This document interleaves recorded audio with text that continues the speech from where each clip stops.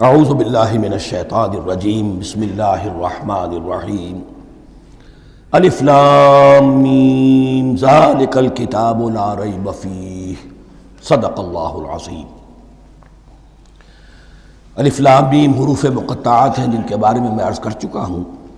ذالک الکتاب لا ریب فیہ، یہ وہ کتاب ہے اس میں کوئی شک نہیں۔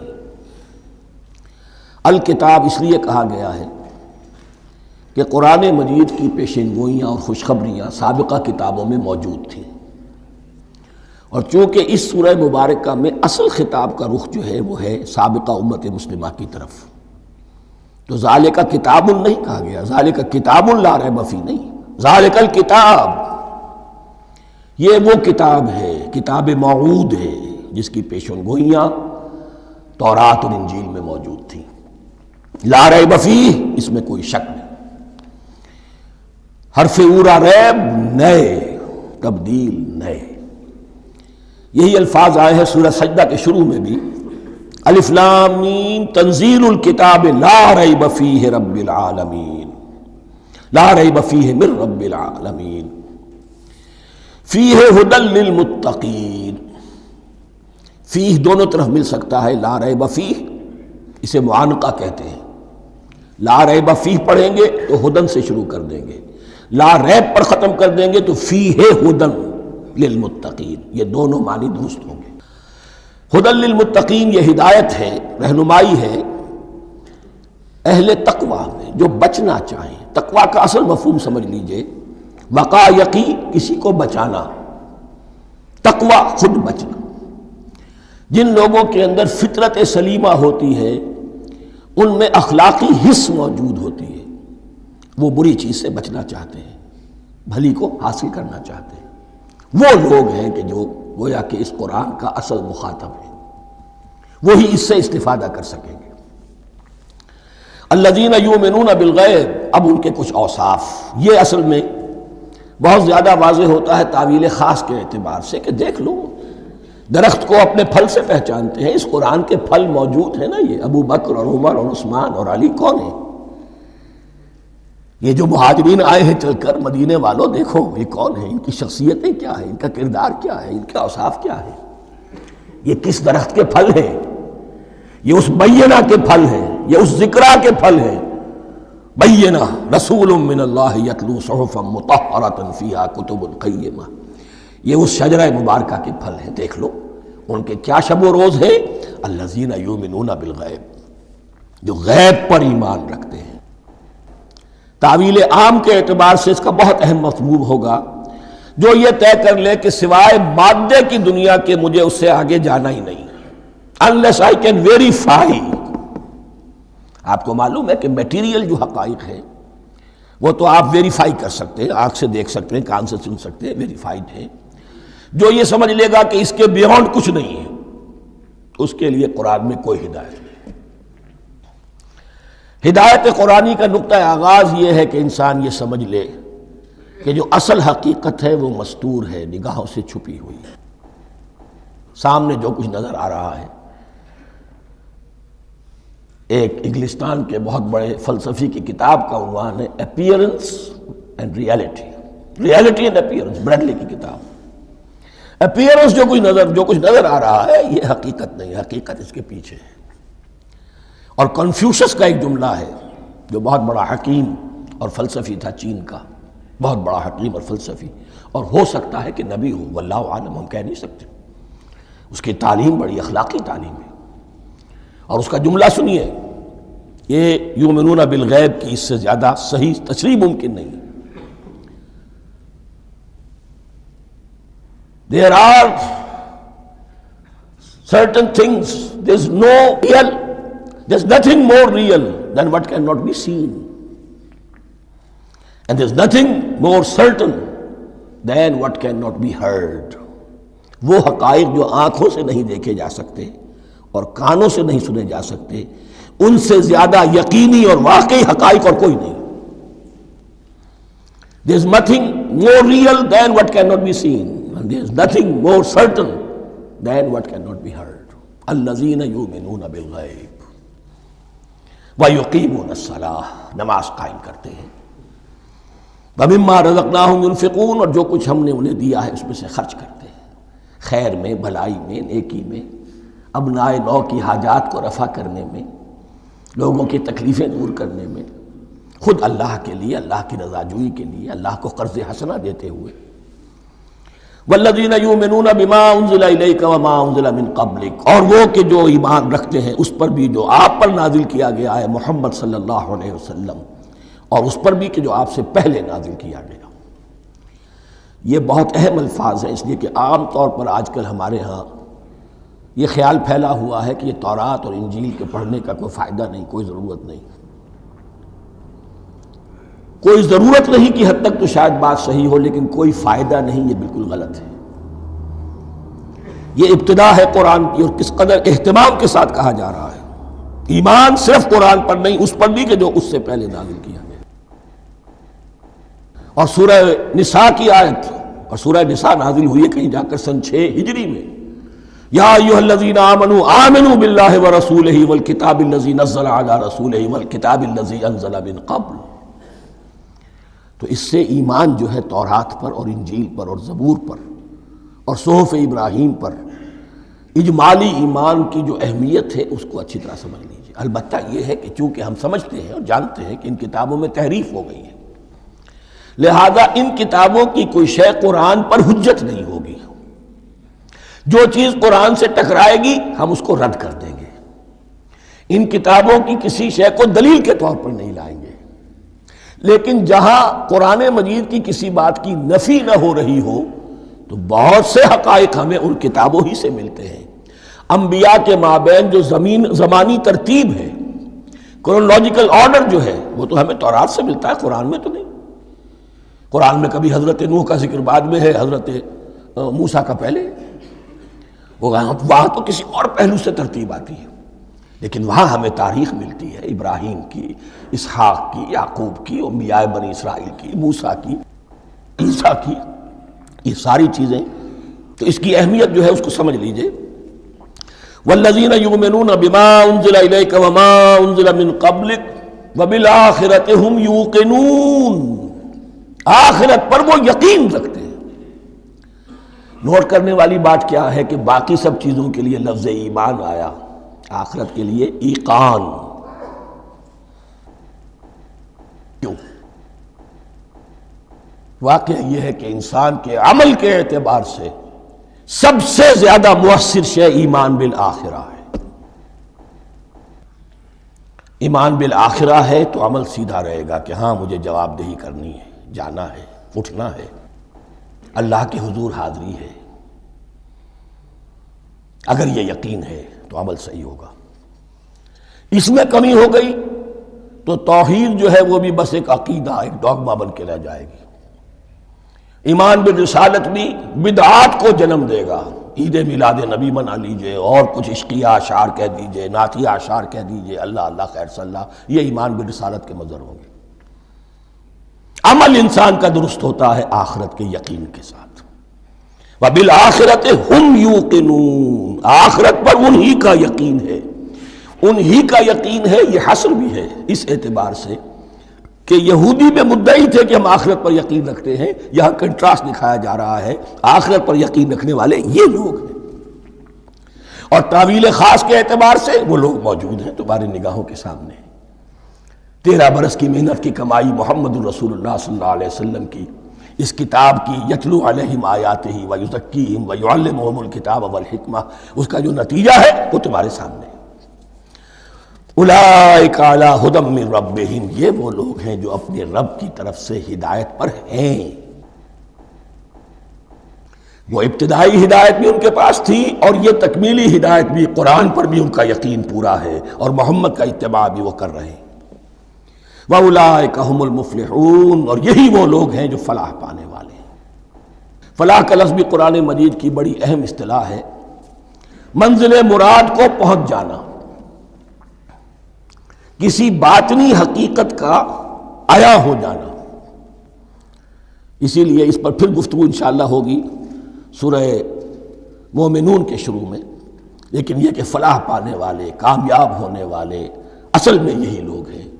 تو گویا کہ تعویل خاص میں صحابہ کرام کی طرف اشارہ ہو گیا، تعویل عام میں ہر شخص کو بتا دیا گیا اگر قرآن کی ہدایت سے مستفید ہونا ہے تو یہ اوصاف اپنے اندر پیدا کرو۔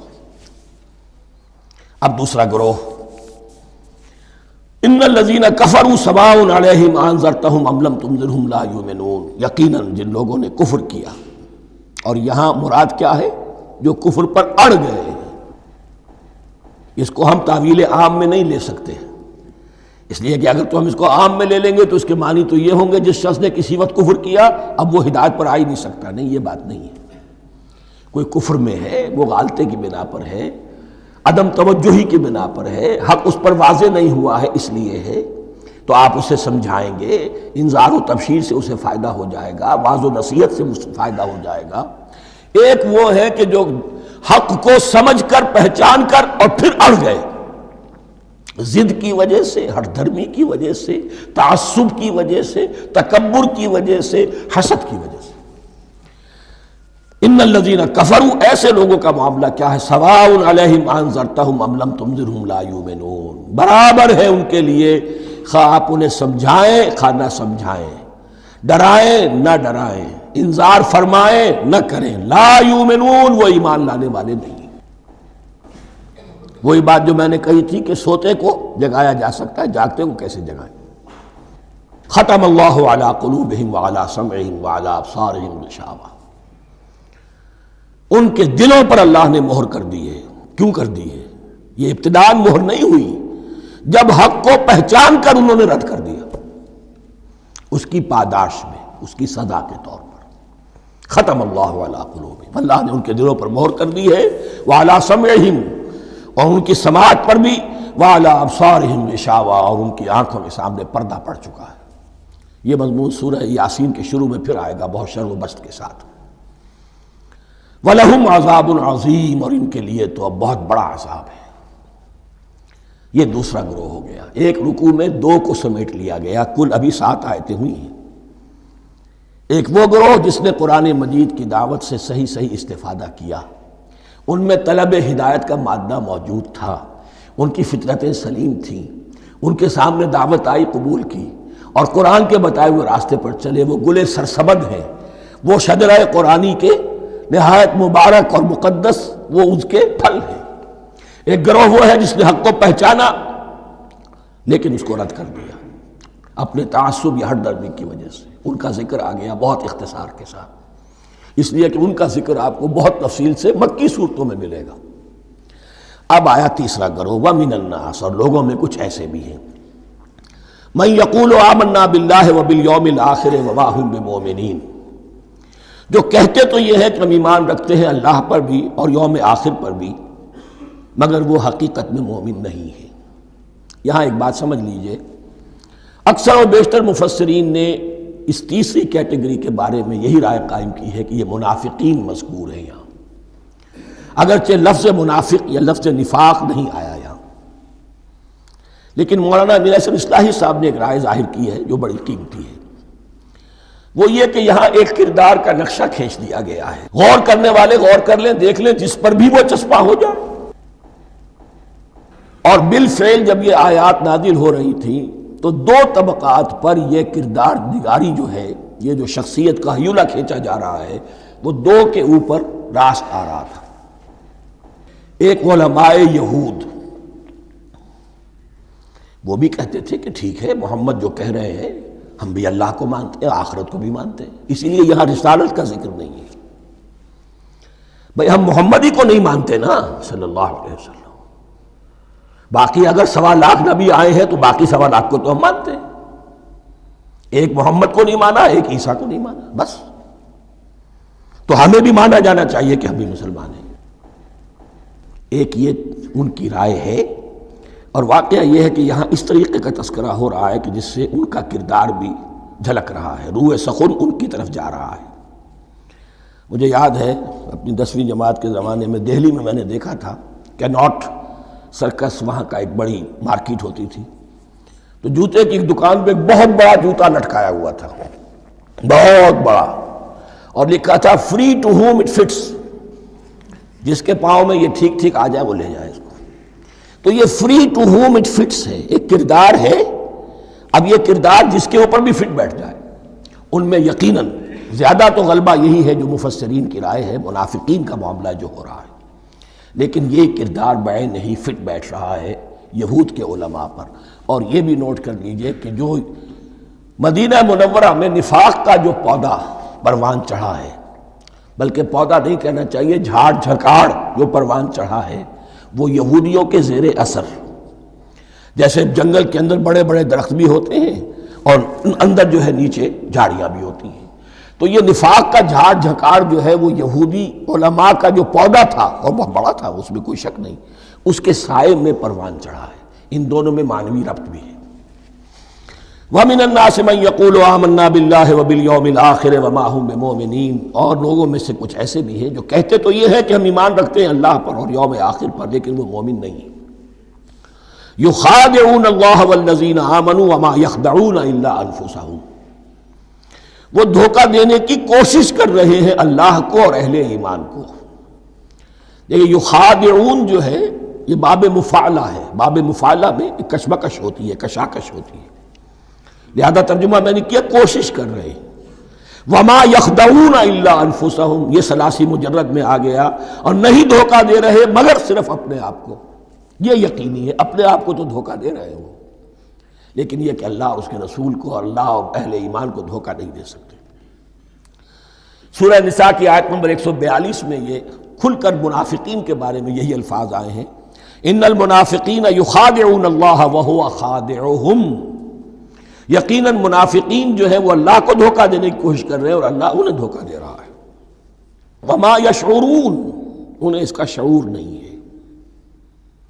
یہ بہت اچھی طرح نوٹ کر لیجئے، منافقین کی بھی اکثریت وہ تھی جنہیں اپنے نفاق کا شعور نہیں تھا. وہ اپنے تئیں سمجھتے تھے اپنے آپ کو مسلمان. وہ کہتے تھے یہ بے وقوف لوگ ہیں. محمد رسول اللہ کے بارے میں کہتے تھے یہ خام خواہ جو ہے انہوں نے لڑائی بھڑائی مول لے لی ہے اہل مکہ کے ساتھ، کیا ضرورت ہے، امن کے ساتھ جو ہے بات کرنی چاہیے. وہ سمجھتے تھے کہ ہم خیر خواہ ہیں، ہم بھلی بات کہہ رہے ہیں. یہ بے وقوف لوگ ہیں، دیکھتے نہیں کہ کس سے ٹکرا رہے ہیں، ہاتھ میں اسلحہ نہیں ہے اور لڑائی کے لیے جا رہے ہیں. تو بے وقوف تو یہ ہے. لیکن وہ سمجھتے تھے کہ ہم تو بڑے مخلص ہیں، ہم مصلح ہیں. تو ما یشعرون بہت ضروری ہے. بعض لوگ منافق ایسے بھی تھے کہ جو اسلام میں داخل ہی ہوتے تھے دھوکہ دینے کی خاطر، اور ان پہ پہلے دن سے واضح ہوتا تھا کہ ہم مسلمان نہیں ہیں، ہم نے اسلام کا لبادہ اوڑھا ہے صرف دھوکے کے لیے. اس کا ایک ذکر سورہ آل عمران میں آئے گا. لیکن اکثر و بیشتر منافقین دوسری طرح کے تھے جنہیں اپنے نفاق کا شعور حاصل نہیں تھا. فی قلوبہم مرض، ان کے دلوں میں ایک روگ ہے، بیماری ہے. یہ روگ اور بیماری کیا ہے؟ ایک لفظ میں اس کو تعبیر کیا جائے، کردار کی کمزوری، ویکنس آف کیریکٹر. ایک شخص وہ ہوتا ہے کہ جو سمجھتا ہے یہ حق ہے، ہر سے بعد آباد، اب جو ہو سو ہو. ایک حق کو حق پہچان کر رد کر دیتا ہے، وہ کافر ہو گیا. ایک حق کو حق پہچان کر آیا تو صحیح، لیکن ویکنس آف کیریکٹر کی وجہ سے قوت ارادی کمزور ہے. آخرت بھی چاہتے ہیں، دنیا کو بھی ہاتھ سے دینے کو تیار نہیں. یہاں کا بھی کوئی نقصان نہ ہو اور آخرت کا بھی سارا بھلا ہمیں مل جائے. یہ وہ لوگ ہیں در حقیقت کہ اس کو کہا روگ. فی قلوبہم مرض فزادہم اللہ مرضا. تو اللہ نے ان کے مرض میں اضافہ کر دیا. یہ اللہ کی سنت ہے. آپ حق پر چلنا چاہیں، حق کا راستہ آپ کے لیے آسان کر دے گا. آپ برائی کی طرف جانا چاہیں، بڑی سے بڑی برائی آپ کے لیے ہلکی ہوتی چلی جائے گی. کوئی خاص بات ہی نہیں، چلو یہ بھی کر گزرو، جب یہ کر لیا تو یہ بھی کر گزرو. اور اگر آپ بین بین لٹکنا چاہیں تو اللہ اسی پہ چھوڑ دیتا ہے. ٹھیک ہے، آپ سمجھتے ہیں ہم کامیاب ہو رہے ہیں، ہم نے مسلمانوں کو بھی دھوکہ دے لیا، وہ ہمیں مسلمان سمجھتے ہیں، اور یہودیوں کو بھی دھوکہ دے لیا، وہ سمجھتے ہیں کہ ہم ان کے ساتھی ہیں، تو سمجھا کامیاب ہو رہے ہیں. حقیقت میں کامیابی نہیں. فی قلوبہم مرض فزادہم اللہ مرضا ولہم عذاب علیم بما کانوا یکذبون. اور ان کے لیے تو دردناک عذاب ہے. عذاب عظیم کا لفظ آیا تھا اوپر کفار کے لیے. وَلَهُمْ عَذَابٌ عَظِيمٌ، 7ویں آیت ختم ہوئی، اور عذاب علیم کا لفظ آیا یہاں، ان کے لیے دردناک المناک عذاب ہے، بما کانوا یکذبون، بسبب اس جھوٹ کے جو وہ بول رہے تھے۔ وَإِذَا قِيلَ لَهُمْ لَا تُفْسِدُوا فِي الْأَرْضِ، اور جب ان سے کہا جاتا تھا مت فساد کرو زمین میں، مراد کیا ہے اس سے؟ کہ جب محمد کو مان لیا کہ اللہ کے رسول ہیں، اب ٹھیک ٹھیک پیروی کرو، ان کے پیچھے چلو، ان کا حکم ہے تو جنگ کے لیے نکلو، ان کی طرف سے تقاضا آتا ہے مال پیش کرو، اور اگر تم اس سے کتراتے ہو تو فساد مچا رہے ہیں، جماعتی زندگی کے اندر فتنہ اور فساد پیدا کر رہے ہیں۔ وَإِذَا قِيلَ لَهُمْ لَا تُفْسِدُوا فِي الْأَرْضِ قَالُوا إِنَّمَا نَحْنُ مُصْلِحُونَ، وہ کہتے تھے نہیں ہم تو صلح کرانے والے ہیں، اصلاح کرنے والے ہیں، ہم چاہتے ہیں لڑنا بھیڑنا کوئی اچھی بات نہیں ہے، ٹکراؤ تصادم یہ کوئی اچھے کام تھوڑا ہی ہے، بس ٹھنڈے ٹھنڈے دعوت دیتے رہو، جو چاہے قبول کر لے جو چاہے رد کر دے، خام خواہ یہ ٹکرانا اور یہ جنگ کرنا اور اللہ کے دین کو غالب کرنے کے لیے یہ قربانی دو اور یہ مصیبت جھیلو اور یہ مشقت برداشت کرو اور یہ چیز چھوڑو اور یہ ترک کرو، یہ کاہے کے لیے؟ وَإِذَا قِيلَ لَهُمْ لَا تُفْسِدُوا فِي الْأَرْضِ قَالُوا إِنَّمَا نَحْنُ مُصْلِحُونَ أَلَا إِنَّهُمْ هُمُ الْمُفْسِدُونَ وَلَٰكِن لَا يَشْعُرُونَ، آگاہ ہو جاؤ کہ وہی ہیں مفسد، فساد پھیلانے والے، اس لیے کہ محمد رسول اللہ کی دعوت ہے زمین میں اصلاح کے لیے، اس اصلاح کے لیے کچھ آپریشن کرنا پڑے گا، مریض اس درجے کو پہنچ چکا ہے کہ آپریشن کے بغیر اس کی شفا نہیں ہوگی، اب اگر تم اس کے راستے میں رکاوٹ بنتے ہو تو در حقیقت تم فساد مچا رہے ہو، لیکن تمہیں اس کا شعور نہیں ہے۔ الا انہم ہم المفسدون ولکن لا یشعرون، پھر دیکھیے نوٹ کیجئے شعور نہیں ہے، شعوری نفاق اور شے ہے، غیر شعوری نفاق ہے کہ جس کا یہ سارا تذکرہ ہو رہا ہے۔ وَإِذَا قِيلَ لَهُمْ آمِنُوا كَمَا آمَنَ النَّاسُ، اور جب ان سے کہا جاتا ہے ایمان لاؤ جیسے دوسرے لوگ ایمان لائے ہیں، آخر دیکھو دوسرے یہ اہل ایمان ہیں، جب بلاوا آتا ہے فوراً لبیک حاضر ہوتے ہیں، جو بھی ہو یہ تم جو ہے آخر تم نے اور روش اختیار کی۔ وَإِذَا قِيلَ لَهُمْ آمِنُوا كَمَا آمَنَ النَّاسُ قَالُوا أَنُؤْمِنُ كَمَا آمَنَ السُّفَهَاءُ، وہ کہتے ہیں کہ کیا ہم ایمان لائے جیسے یہ بے وقوف لوگ ایمان لائے، انہیں تو اپنے نفع کی فکر، نہ نقصان کی فکر، نہ خطرات کا کوئی خیال، نہ اندیشوں کا کوئی گمان، جان جائے مال جائے، اولاد کو چھوڑ دیں، گھر بار چھوڑ کے آ گئے ہیں، ان سے بڑے بے وقوف کون ہوں گے؟ بال بچے چھوڑ آئے ہیں کفار مکہ کے رحم و کرم پر، سرداران قریش جو چاہے ان کے ساتھ کریں، تو یہ تو بے وقوف لوگ ہیں۔ آج کل آپ کہتے ہیں ایسے ہی لوگوں کو فینیٹکس ہیں، یہ فینیٹکس ہیں، دیکھ بھال کر چلنا چاہیے، دائیں بائیں دیکھ کر چلنا چاہیے، نفع نقصان کا خیال کر کے چلنا چاہیے، چاہے حق ہے ٹھیک ہے، لیکن بہرحال اپنی مصلحتوں کو بھی اور اپنے اہل و عیال کی مصلحتوں کو بھی دیکھنا چاہیے۔ یہ لوگ تو معلوم ہوتا ہے کہ بالکل دیوانے ہو گئے، فینیٹکس ہو گئے۔ وَإِذَا قِيلَ لَهُمْ آمِنُوا كَمَا آمَنَ النَّاسُ قَالُوا أَنُؤْمِنُ كَمَا آمَنَ السُّفَهَاءُ أَلَا إِنَّهُمْ هُمُ السُّفَهَاءُ وَلَٰكِن لَا يَعْلَمُونَ، آگاہ ہو جاؤ کہ وہی بے وقوف ہیں لیکن انہیں علم نہیں ہے، وہ صادق الایمان جو ایمان کی ہر تقاضے کو پورا کرنے کے لیے ہر وقت حاضر ہیں، ان سے بڑا عقل مند کوئی نہیں، ان سے بڑا سمجھدار کوئی نہیں، انہوں نے یہ جان لیا ہے کہ اصل زندگی آخرت کی زندگی ہے، یہ نہیں ہے، یہ تو عارضی ہے، کل نہیں آج ختم ہو جائے، آج نہیں ابھی ختم ہو جائے، کیا فرق پڑے گا، جانا تو ہے، اب نہیں تو کل، کل نہیں تو پرسوں، جانا تو ہے، تو عقل تو ان کے اندر ہے۔ الا انہم ہم السفہاء ولکن لا یعلمون واذا لقوا الذین آمنوا قالوا آمنا، اور جب یہ ملتے ہیں ان سے جو اہل ایمان ہیں تو کہتے ہیں ہم بھی ایمان رکھتے ہیں۔ اب یہ ان دونوں پر آئے گا، عام جو یہودی تھے وہ بھی کہتے تھے کہ ہم بھی تو آخر اللہ کو مانتے ہیں، آخرت کو مانتے ہیں، اور منافق تو تھے ہی جو رسول کو بھی مانتے تھے۔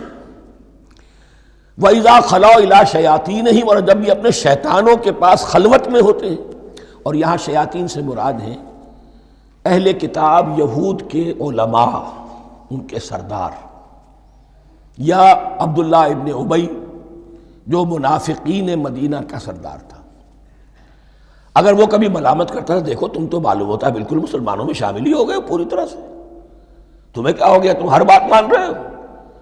اب انہیں یہ کچھ نہ کچھ اپنی وفاداری کا یقین دلانے کے لیے کہنا پڑتا تھا، نہیں ہم انہیں بیوقوف بنا رہے ہیں، ہم ان سے ذرا تمسخر کر رہے ہیں، ہم ہیں آپ کے ساتھ ہی، آپ فکر نہ کریں۔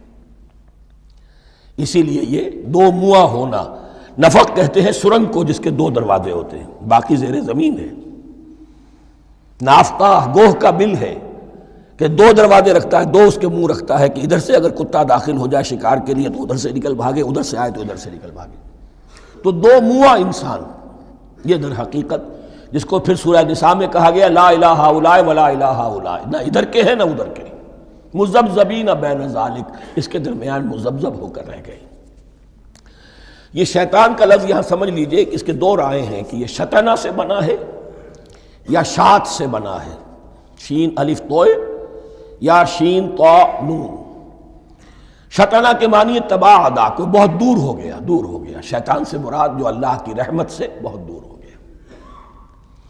اور شاتا یشیتو کے معنی ہے احترق غضبا وحسدا، کوئی شخص غصے اور حسد کے اندر جل رہا ہو، وہ شاتا یشیتو ہے۔ اس سے فعلان کے وزن پر، رحمان کے وزن پر، غضبان کے وزن پر شیطان، یعنی وہ کہ جو حسد اور غضب کی آگ میں جل رہا ہے۔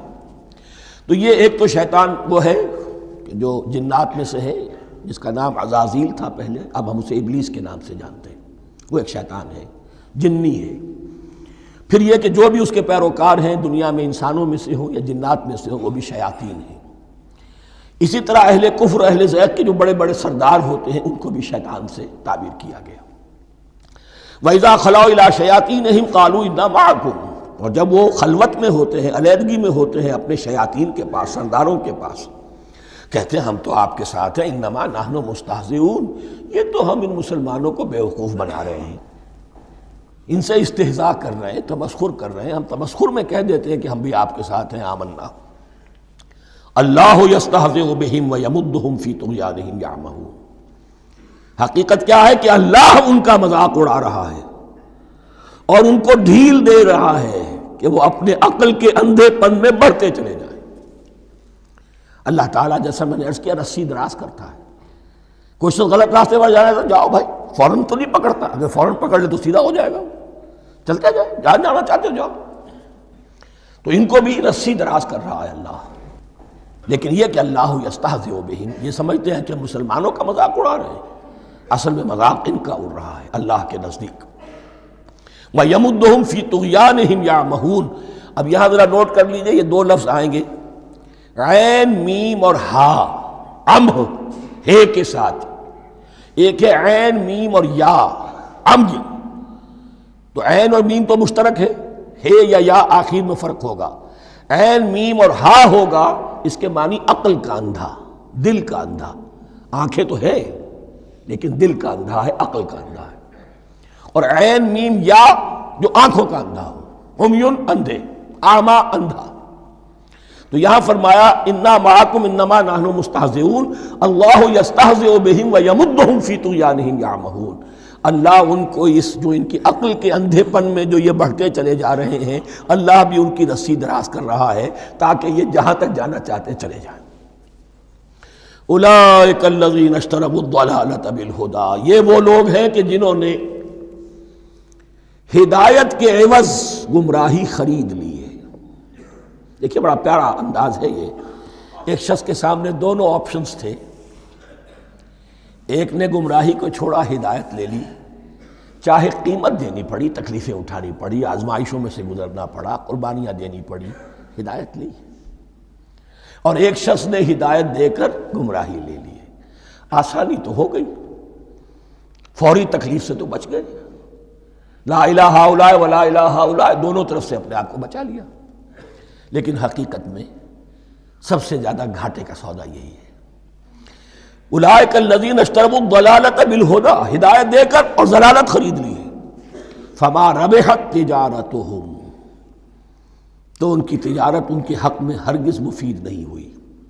اب یہاں بھی دیکھیے، را با اور ہے ہا، ربحا، اس کے معنی نفع، صحیح نفع، جائز نفع۔ را با اور وا ربا وہ سود، وہ بھی اضافہ ہے، وہ بھی بڑھوتری ہے، لیکن وہ حرام ہے۔ ایک ہے تجارت کے اندر جو نفع ہو جائے وہ ربح ہے، را با اور ہا یہ نفع ہے جو جائز نفع ہے۔ را با اور وا ربا یہ کیا ہے؟ یہ سود ہے، یہ حرام ہے۔ را اور با مشترک ہے، آگے ہا آگے اور با، اس کا فرق ہے۔ فما ربحت تجارتهم وما كانوا مهتدين، ان کی تجارت ان کے حق میں ہرگز مفید نہیں ہوئی اور نہیں ہے اب یہ ہدایت پانے والے۔ مثلهم، اب یہاں دو تمثیلیں آ رہی ہیں بڑی پیاری۔ پہلی تمثیل ہے کفار کے بارے میں، دوسری تمثیل ہے یہ بین والے لوگوں کے بارے میں۔ پہلوں کے لیے کیا تمثیل ہے؟ مثلهم کمثل الذی استوقد نارا، ان کی مثال اس شخص کی سی ہے جس نے آگ روشن کی۔ ایک نقشہ کھینچا جا رہا ہے، اندھیری شب ہے جدا اپنے قافلے سے ہے تو، تیرے لیے ہے میرا شعلہ نوا قندیل۔ اندھیری شب ہے، قافلہ بھٹک رہا ہے، کچھ لوگ بڑی ہمت کرتے ہیں، اندھیرے میں بھی ادھر ادھر سے لکڑیاں جمع کرتے ہیں اور آگ روشن کر دیتے ہیں۔ لیکن عین اس وقت جب آگ روشن ہوتی ہے کچھ لوگوں کی بینائی سلب ہو جاتی ہے۔ پہلے وہ اندھیرے میں اس لیے تھے کہ روشنی نہیں تھی، اب وہ اندھیرے کے اندھیرے میں رہ گئے کہ روشنی تو خارج میں آ گئی، اپنی اندر کی روشنی گل ہو گئی، بصارت سلب ہو گئی۔ یہ مثال ہے ان کفار کی کہ حضور کی آمد سے پہلے سب بھٹک رہے تھے، کوئی حقیقت واضح نہیں تھی، قافلہ انسانیت بھٹک رہا تھا اندھیری شب میں۔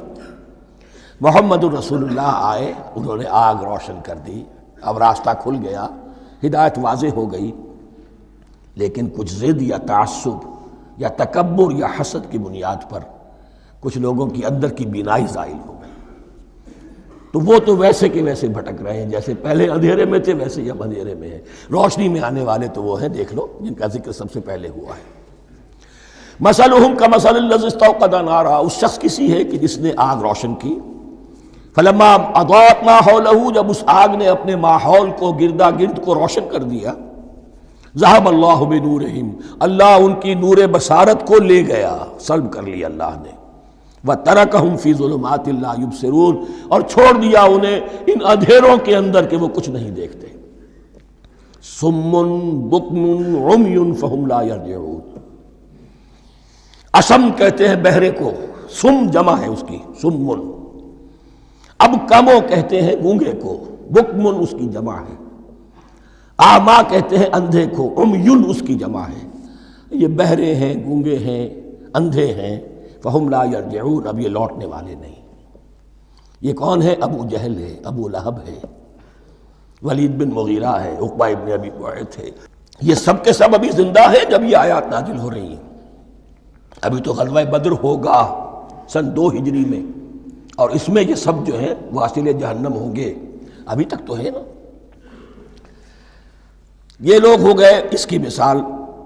وَمَثَلُهُمْ كَمَثَلِ الَّذِي اسْتَوْقَدَ نَارًا فَلَمَّا أَضَاءَتْ مَا حَوْلَهُ ذَهَبَ اللَّهُ بِنُورِهِمْ وَتَرَكَهُمْ فِي ظُلُمَاتٍ لَا يُبْصِرُونَ صُمٌّ بُكْمٌ عُمْيٌ فَهُمْ لَا يَرْجِعُونَ۔ اب دوسری مثال، أَوْ كَصَيِّبٍ مِّنَ السَّمَاءِ، یا بڑی زور کی بارش برس رہی ہے آسمان سے، فِيهِ ظُلُمَاتٌ، اس میں اندھیرے بھی ہیں، وَرَعْدٌ، اور گرج ہے، وَبَرْقٌ، اور بجلی چمک رہی ہے۔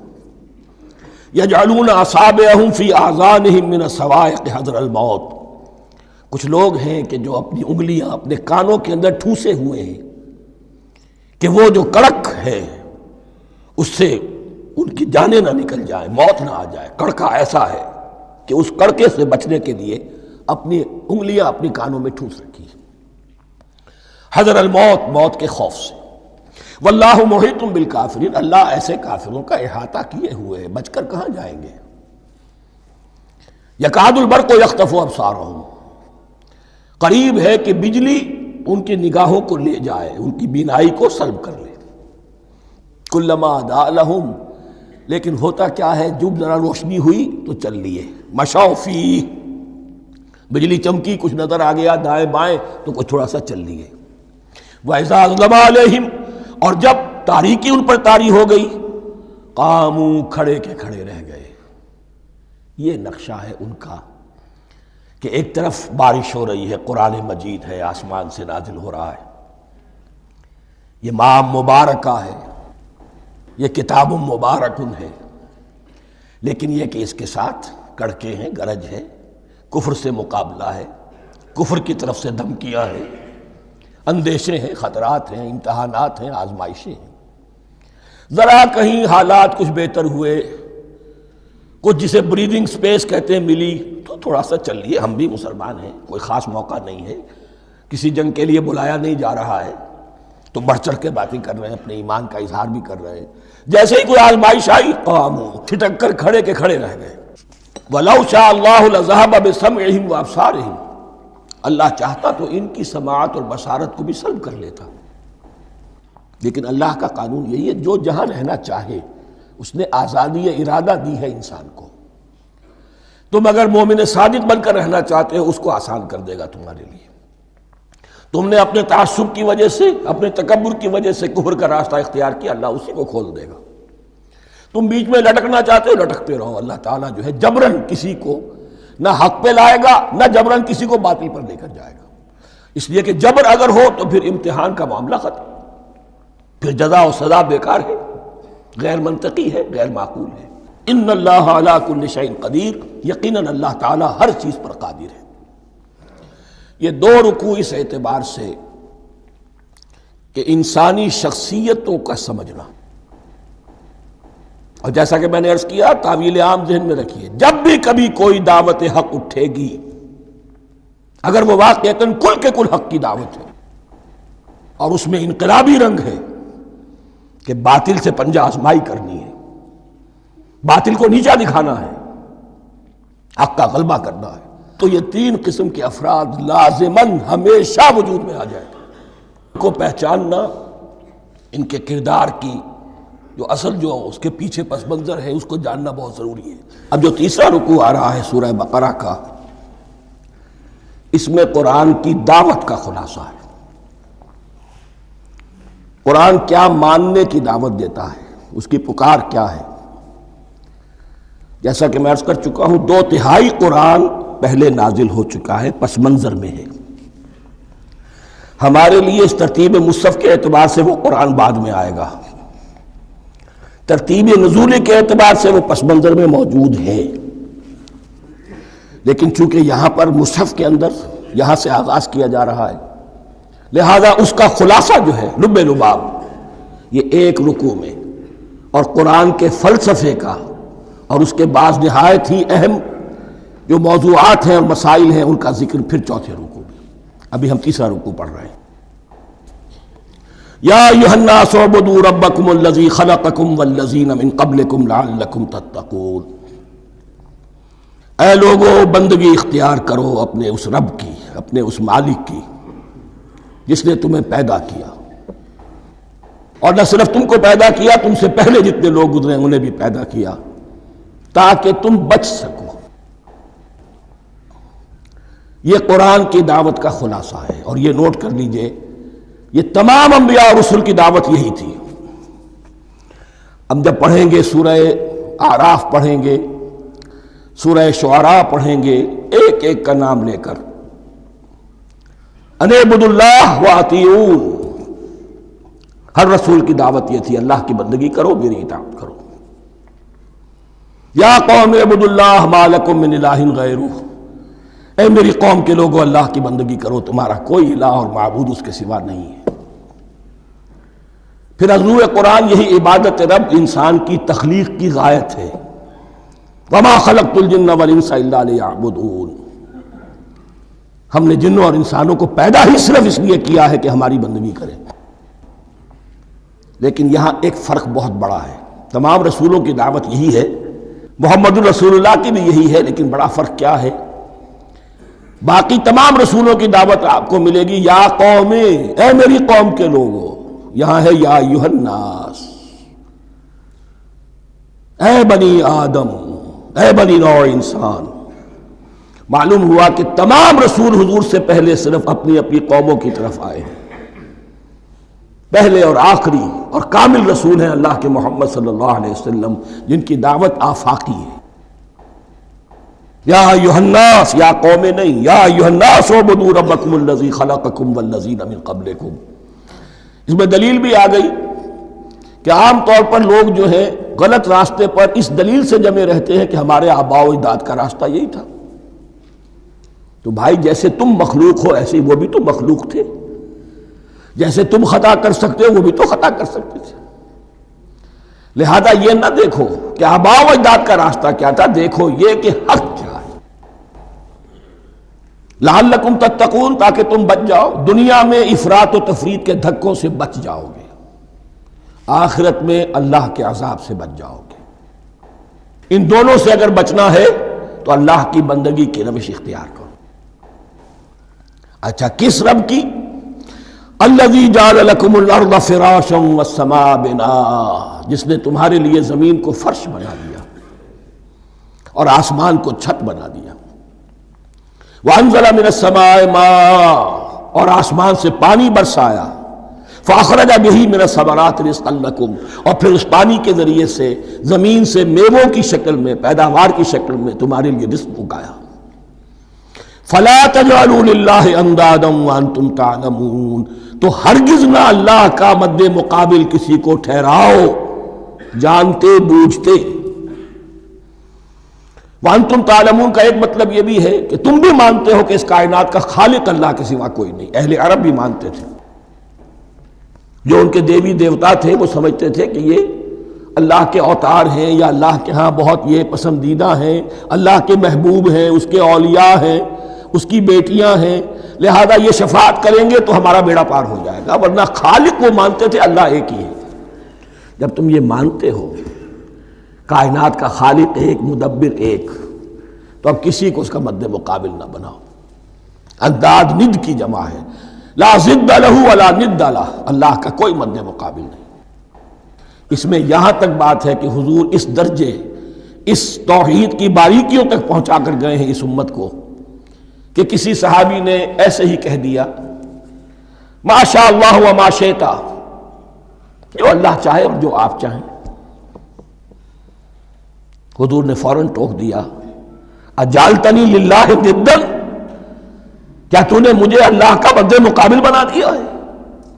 اس کائنات میں مشیت صرف ایک کی چلتی ہے، کسی اور کی مشیت اس کی مشیت کے تابع پوری ہو جائے ہو جائے، لیکن مشیت مطلقہ صرف اس کی ہے۔ یہاں تک کہ حضور سے فرمایا گیا کہ اے نبی آپ کے لیے یہ ممکن نہیں ہے جسے چاہے ہدایت دے دیں، انک لا تہدی من احببت ولکن اللہ یہدی من یشاء۔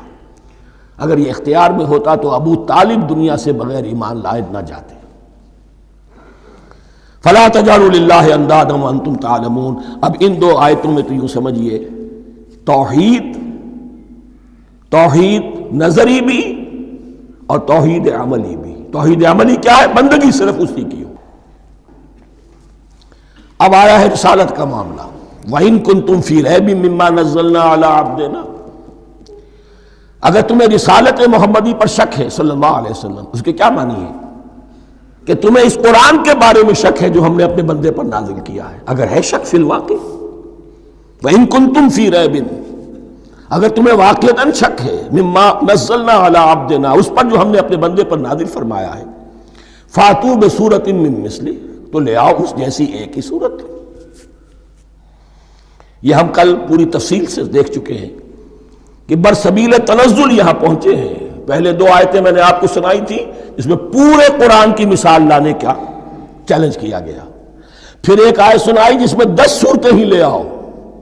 اب آخری درجے میں ایک صورت ہی بنا لا، اور ایک صورت تو سورۃ العصر کے مساوی بھی ہو سکتی تھی، سورۃ الکوثر کے مساوی بھی ہو سکتی تھی۔ وَادْعُوا شُهَدَاءَكُم مِّن دُونِ اللَّهِ إِن كُنتُمْ صَادِقِينَ، اور بلا لو اپنے سارے مددگاروں کو اللہ کے سوا، جن ہوں انس ہوں، اس لیے کہ قریش کا خیال یہ تھا کہ جو شعراء ہوتے ہیں ان کے پاس جن ہوتے ہیں، وہ جن انہیں سکھاتے ہیں، ورنہ عام آدمی تو یہ شعر نہیں کہہ سکتا۔ تو تمہارا اگر کوئی گمان ہے کوئی جنات سکھانے والے ہیں، کوئی انسان ہے، خطیب ہیں، شعراء ہیں، ادیب، سب کو جمع کر، ان کنتم صادقین. اب یہ ہے بہت ہی، جس کو میں نے کل کہا تھا، آپ کو یاد ہوگا، قرآن کا انداز کیا ہوتا ہے کہ وہ اپنے اندر جھانکنے کی دعوت دیتا ہے. یہ گویا کہ آنکھوں میں آنکھیں ڈال کر یہ کہا جا رہا ہے کہ حقیقت میں تمہیں کوئی شک نہیں ہے، یہ تم بات بنا رہے ہو صرف. اگر واقعتاً شک ہے تو آؤ میدان میں. حقیقت یہ ہے کہ تمہیں شک نہیں ہے.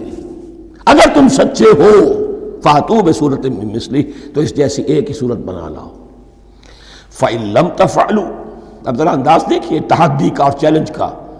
پھر اگر تم یہ نہ کر پاؤ، وَلَن تَفْعَلُوا، اور ہرگز نہیں کر سکو گے.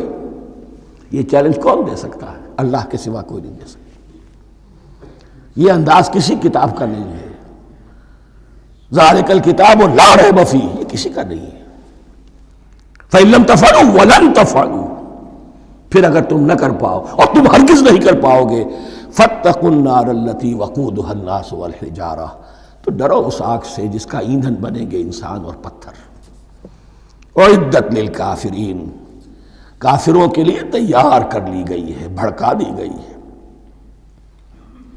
پتھروں کا ذکر خاص طور پر کیوں ہے؟ دو اس کے امکانات ہیں. آپ کو معلوم ہے کہ وہ جو پتھر کا کوئلہ ہوتا ہے اس کی آگ بڑی سخت ہوتی تھی. عام جو ہمارا یہ لکڑی کا کوئلہ ہوتا ہے اس کے مقابلے میں. اور دوسرے یہ بھی کہ چونکہ انہوں نے جو معبود تراش رکھے تھے وہ پتھر کے ہوتے تھے، تمہارے ساتھ ہی تمہارے ان معبودوں کو بھی جھونکا جائے گا اور وہ بھی جلیں گے، تاکہ تمہاری حسرت کے اندر اضافہ ہو. ان سے ہم دعائیں مانگا کرتے تھے، ان کے سامنے ماتھے ٹیکتے تھے، ان کے سامنے ڈنڈوت کرتے تھے، ان کو چڑھاوے چڑھاتے تھے. اب یہاں گویا کہ ایمان باللہ، توحید، ایمان بالرسالت اور ایمان بالآخرت. فاتقوا النار التي وقودها الناس والحجارة اعدت للكافرين وبشر الذين آمنوا وعملوا الصالحات، اور بشارت دے دیجئے اے نبی ان لوگوں کو کہ جو ایمان لائے اور جنہوں نے نیک عمل کیے. ان لهم جنات تجری من تحتها الانہار، کہ ان کے لیے وہ باغات ہیں کہ جن کے دامن میں ندیاں بہتی ہوں گی. لفظی ترجمہ ہوگا جن کے نیچے ندیاں بہتی ہوں گی. مراد اس سے کیا ہے؟ عام فطری باغ وہ ہوتے تھے کہ جس میں ذرا اونچائی پر جو ہے درخت لگے ہوئے ہیں اور دامن میں ندی بہ رہی ہے، تو اس سے خود بخود جو ہے وہ اریگیشن، نیچرل اریگیشن ہو رہی ہے، درختوں کے جڑوں تک پانی پہنچ رہا ہے. بہرحال ترجمہ آپ لفظی کریں، ان کے نیچے ندیاں بہتی ہوں گی یا یہ کہ جن کے دامن میں ندیاں بہتی ہوں گی. کلما رزقوا منها من ثمرۃ رزقا، جب بھی کبھی انہیں دیا جائے گا کوئی پھل رزق کے طور پر کھانے کے لیے جنت میں، قالوا هذا الذي رزقنا من قبل، وہ کہیں گے یہ تو وہی شے ہے جو ہمیں پہلے بھی ملتی تھی. اس کا ایک مفہوم یہ ہے، یہ جو نزل ہے، ابتدائی جو ہے دعوت ہے، ابتدائی ضیافت جو ہوگی اس میں وہی چیزیں کہ جو معروف ہے، جانی پہچانی ہے. یہ رمان، یہ دیکھیے یہ انار آ رہا ہے خوبصورت، یہ انگور ہے خوبصورت، یہ نخیل ہے، یہ نخل ہے، یہ رطب ہے، لیکن ذائقے کی کوئی نسبت و تناسب بھی نہیں ہوگا. وہ کہیں گے یہ وہی شے ہے جو ہمیں پہلے ملتی تھی. وَأُتُوا بِهِ مُتَشَابِهًا، مشابہ تو ہوگی وہ، لیکن ان کے ذائقے میں زمین و آسمان کا فرق ہوگا. اور ایک یہ بھی مفہوم لیا گیا کہ آخرت میں جنت میں بھی وہی میوے ملتے رہیں گے، لیکن ان کا ذائقہ بدلتا رہے گا. شکل وہ ہوگی لیکن ذائقہ وہ نہیں رہے گا کہ جس سے انسان کی بھی طبیعت بڑھ جاتی ہے ایک ہی شے کو کھاتے ہوئے. وَلَهُمْ فِيهَا أَزْوَاجٌ مُطَهَّرَةٌ، اور ان کے لیے ہوں گے اس میں بہت ہی پاک باز، نہایت پاک کی ہوئی بیویاں ہوں گی.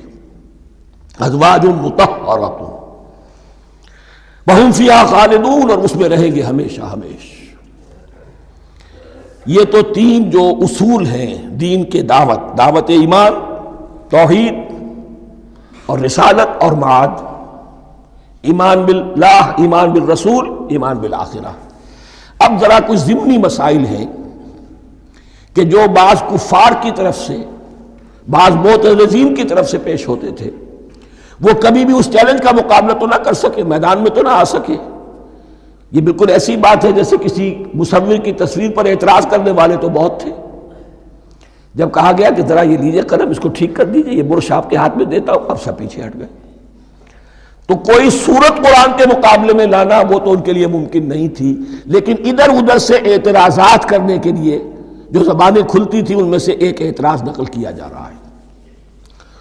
وہ یہ تھا کہ وہ کہتے تھے کہ قرآن مجید میں مکھی کی تشبیہ آئی ہے، یہ تو بڑی حقیر سی شے ہے، اعلیٰ کلام ہو اور اعلیٰ متکلم ہو وہ ایسی حقیر چیزوں کا تذکرہ نہیں کرتا۔ بیت العنکبوت مکڑی کا بھی ذکر ہے قرآن میں، اتنی حقیر شے کا، یہ کوئی اعلیٰ کلام نہیں۔ اس کا جواب دیا جا رہا ہے کہ اصل میں کہیں تشبیہ بیان کرنی ہے، تمثیل بیان کرنی ہے تو دیکھنا یہ کہ جس شے کے لیے تشبیہ دی جا رہی ہے اس کی مناسبت والی شے ہو۔ شے کوئی بہت حقیر ہے تو کسی عظمت والی شے سے آخر کیسے تشبیہ دی جائے گی؟ وہ تو کسی حقیر شے سے ہی تشبیہ دی جائے گی تو جو اصل مقصد ہے تشبیہ کا وہ پورا ہوگا۔ ان اللہ لا یستحیی ان یضرب مثلا ما بعوضۃ فما فوقہا، اللہ تعالیٰ کو تو اس میں کوئی جھجک نہیں ہے، کوئی شرم نہیں ہے کہ وہ مچھر کی مثال بیان کرے، تو اس سے اوپر، اب یا فوقہا میں دونوں معنی ہو جائیں گے، یعنی کمتر اور حقیر ہونے میں اس سے بھی بڑھ کر، یا یہ کہ اس سے اوپر کی کوئی شے اس کی مثال دینے میں اللہ کو کوئی جھجک نہیں، اس لیے کہ مکھی بھی بہرحال مچھر سے تو ذرا بڑی شے ہے۔ اس معنی میں بھی ہو سکتا ہے فوقہا، اور فوقہا اس معنی میں بھی کہ اس سے بھی حقیر ہونے میں اس سے بھی بڑھ کر۔ فَأَمَّا الَّذِينَ آمَنُوا فَيَعْلَمُونَ أَنَّهُ الْحَقُّ مِن رَّبِّهِمْ، تو جو لوگ صاحب ایمان ہیں وہ جان لیتے ہیں کہ یہ حق ہے ہمارے رب کی طرف سے۔ وَأَمَّا الَّذِينَ كَفَرُوا، اور جنہوں نے کفر کیا ہے، فَيَقُولُونَ مَاذَا أَرَادَ اللَّهُ بِهَذَا مَثَلًا، یہ کیا مثال اللہ نے دی، کیا ارادہ ہوا اللہ کا اس مثال کے ذریعے سے، ناک بھوں چڑھا رہے ہیں، اعتراض کر رہے ہیں۔ اب جو آ رہا ہے اگلا جملہ وہ ہے بہت اہم، یضل بہ کثیرا ویہدی بہ کثیرا، اسی کے ذریعے سے اللہ بہتوں کو ہدایت دیتا ہے اور اسی کے ذریعے سے بہتوں کو گمراہ کرتا۔ معلوم ہوا کہ ہدایت اور گمراہی اور ہدایت اور ضلالت انسان کی سبجیکٹو کنڈیشن کے اوپر دار و مدار ہے اس کا۔ آپ کے دل میں خیر ہے، بھلائی ہے، نیت صحیح ہے، طلب ہدایت، طلب علم، اس میں آپ سچے ہیں، آپ کو ہدایت مل جائے گی۔ دل میں زیغ ہے، کجی ہے، نیت میں ٹیڑھ ہے، فساد ہے، تو اسی کے ذریعے سے اللہ آپ کی گمراہی میں اضافہ کر دے گا۔ یضل بہ کثیرا ویہدی بہ کثیرا، لیکن اللہ کا یہ کسی کو ہدایت دینا اور کسی کو ضلالت دینا علل ٹپ نہیں ہے، کسی قاعدے اور قانون کے بغیر نہیں ہے۔ وما یضل بہ الا الفاسقین، نہیں گمراہ کرتا وہ اس کے ذریعے سے مگر صرف سرکش لوگوں کو، جن میں سرکشی ہے، تعلی ہے، تکبر ہے، اور ان کے اوصاف کیا ہے؟ الذین ینقضون عہد اللہ من بعد میثاقہ، جو توڑ دیتے ہیں اللہ کے ساتھ کیے ہوئے عہد کو۔ اور سب سے بڑا عہد یہ سورہ اعراف میں چل کر آئے گا، عہد الست۔ عالم ارواح میں ہم عہد الست کر کے آئے، الست بربکم قالوا بلا، کیا میں ہی نہیں ہوں تمہارا رب؟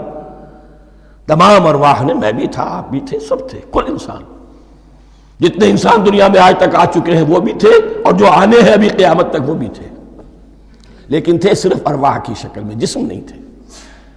اور یہ میں آپ کو بتا چکا ہوں، مکمل وجود ہے انسان کا روحانی وجود۔ اولاً تخلیق اس کی ہوئی تھی، اسی سے آگے چل کر ایک بہت فلسفے کا بہت گہرا مضمون آ رہا ہے آگے چل کر۔ وہ جو عہد الست الست بربکم قالوا بلا، انہوں نے اس عہد کو توڑا، اللہ کو اپنا مالک اور خالق اور اپنا حاکم جاننے کی بجائے خود حاکم بن کر بیٹھ گئے۔ الیس لی ملک مصر، کیا مصر کی بادشاہی میری نہیں ہے؟ I am the sovereign, we are sovereign, popular sovereignty, بغاوت، سرکشی، فاسق۔ وما يضل به الا الفاسقين الذين ينقضون عهد الله من بعد ميثاقه ويقطعون ما امر الله به ان يوصل، اور کاٹتے ہیں وہ چیز جسے اللہ نے جوڑنے کا حکم دیا ہے۔ اللہ نے صلہ رحمی کا حکم دیا ہے، یہ قطع رحمی کرتے ہیں۔ مال کی طلب میں، بھائی بھائی کو ختم کرتا ہے اس کے مال کو ہتھیانے کے لیے، اپنی ذاتی اغراض کے لیے تمام اخلاقی حدود جو ہے انسان پس و پیش ڈال دیتا ہے، اپنا تکبر، اپنے لیے تعلی۔ الذین، آپ دیکھیے نوٹ کیجئے، اس میں ہماری شریعت کا فلسفہ یہ ہے، ایک تعلق ہے اللہ کا بندے کے ساتھ، حقوق اللہ، ایک ہے بندوں کا بندوں کے ساتھ، حقوق العباد۔ اللہ کا حق کیا ہے؟ اسے حاکم اور مالک، اور حاکم سمجھو، الملک سمجھو، خود اس کے بندے بنو۔ انسانوں کا حق کیا ہے؟ کونوا عباد اللہ اخوانا، سب آپس میں بھائی بھائی اللہ کے بندے بن جاؤ۔ اور اس میں سب سے اہم ترین رحمی رشتہ ہے، سگے بھائی بہنیں، پھر دادی کے اوپر جا کر وہ کزنز آ جائیں گے، پر دادی پر جا کر اور جمع ہو جائیں گے، یہاں تک کہ آدم و حوا پر تمام انسان جمع ہو جائیں گے۔ تو رحمی رشتے کی بڑی اہمیت ہے۔ تو وہ فاسقین کے جو توڑتے ہیں اللہ کے عہد کو، اس کو مضبوطی سے باندھنے کے بعد، وَيَقْطَعُونَ مَا أَمَرَ اللَّهُ بِهِ أَن يُوصَلَ وَيُفْسِدُونَ فِي الْأَرْضِ، انہی دونوں چیزوں کے نتیجے میں زمین میں فساد پیدا ہوتا ہے۔ یا اللہ کی اطاعت سے باغی ہو گئے، اور یا آپس میں ایک دوسرے کی گردنیں کاٹنے لگے۔ اولئک ھم الخاسرون، یہی لوگ ہیں جو بالآخر خسارے میں، آخری اور دائمی خسارے میں رہنے والے ہیں۔ کیف تکفرون باللہ وکنتم امواتا، تم کیسے کفر کرتے ہو اللہ کا؟ بڑا پیارا انداز ہے۔ وکنتم امواتا، تم مردہ تھے، فاحیاکم، تمہیں زندہ کیا، ثم یمیتکم، پھر تمہیں مارے گا، ثم یحییکم، پھر جلائے گا، ثم الیہ ترجعون، پھر تم اس کی طرف لوٹ جاؤ گے، لوٹا دیے جاؤ گے۔ یہاں وہ بات آ گئی جو آج نگاہوں سے بالکل اوجھل ہو چکی ہے۔ یہ ہم دنیا میں آنے سے پہلے مردہ تھے، کیا مانی؟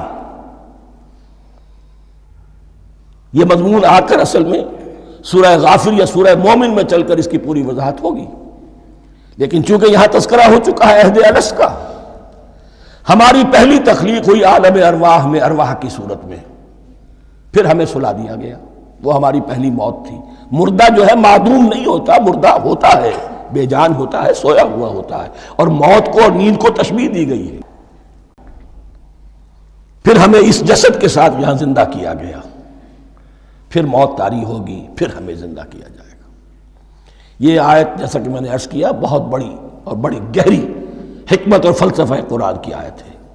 کیسے اللہ کا انکار کرتے؟ کنتم امواتا، تم مردہ تھے، سوئی ہوئی ارواح کی شکل میں تھے، فاحیاکم، تمہیں جگایا اس جسد کے ساتھ، زندہ کیا، ثم یمیتکم ثم یحییکم، پھر تمہیں مارے گا، پھر جلائے گا، ثم الیہ ترجعون، پھر تم اس کی طرف لوٹا دیے جاؤ گے۔ اور اب اس کے بعد جو آخری آیت ہے، هو الذی خلق لکم ما فی الارض جمیعا، اس نے تمہارے لیے بنایا ہے جو کچھ بھی زمین میں ہے۔ اس میں خلافت کا مضمون آ گیا۔ حدیث میں آتا ہے انما الدنیا خلقت لکم وانتم خلقتم للآخرہ، یہ دنیا تمہارے لیے بنائی گئی ہے، تم آخرت کے لیے بنائے گئے ہو۔ هو الذی خلق لکم ما فی الارض جمیعا، اس لیے کہ اگلی آیت پھر آ رہی ہے خلافت کی آیت۔ سارا کچھ زمین میں یہ بستر جو بچھایا اور یہ کائنات کو، زمین کو سجایا تمہاری خلافت کے لیے۔ ثم استوى الى السماء فسواهن سبع سماوات، پھر وہ متوجہ ہوا آسمانوں کی طرف اور انہیں 7 آسمانوں کی شکل میں بنا دیا۔ جیسا کہ میں کل عرض کر چکا ہوں، یہ تاحال ابھی یہ آیات متشابہات میں سے ہے۔ 7 آسمانوں کی کیا حقیقت ہے ہم اس سے ابھی پورے طور سے واقف نہیں۔ وَهُوَ بِكُلِّ شَيْءٍ عَلِيمٌ، اور اسے ہر شے کا علم حقیقی حاصل ہے۔ بارک اللہ لی ولکم فی القرآن العظیم ونفعنی وإیاکم بالآیات والذکر